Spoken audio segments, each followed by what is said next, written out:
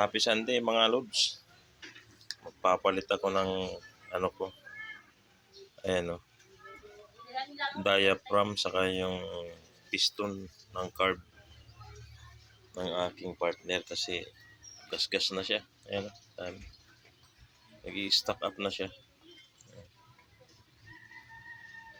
Pwede pa naman ito lihahin ng pino, yung 1,000. Over pa ito. Pero may magpaano ito ulit. Mag-stack up pa rin. Kaya subukan kong palitan itong nabili ko sa Shopee.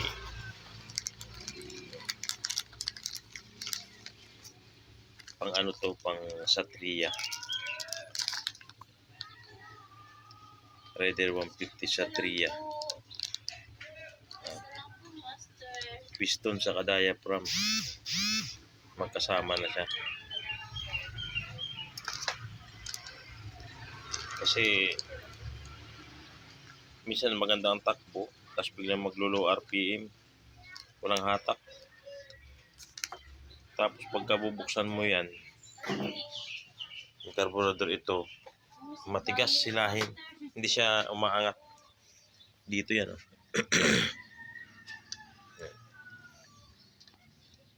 Yan.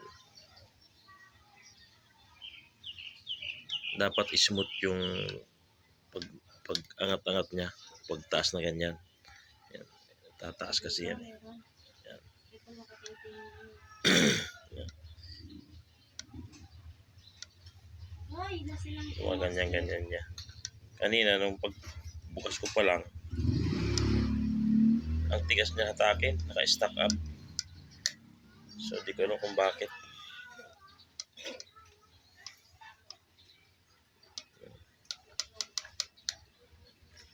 Isa pang dahilan yan mga lods, ano, yung karayo mo pagka hindi na siya naka-align doon sa butas na yun sa loob, yung maliit, ano na siya, pigil na rin siya doon. Kaya maraming solusyon, pero mas mainam palit ka ng bago. Subukan ko rin itong bago.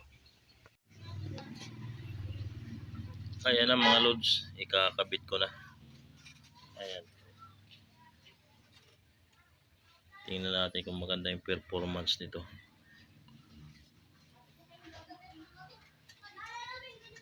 Maganda yung ano na niya na, play niya. Oh.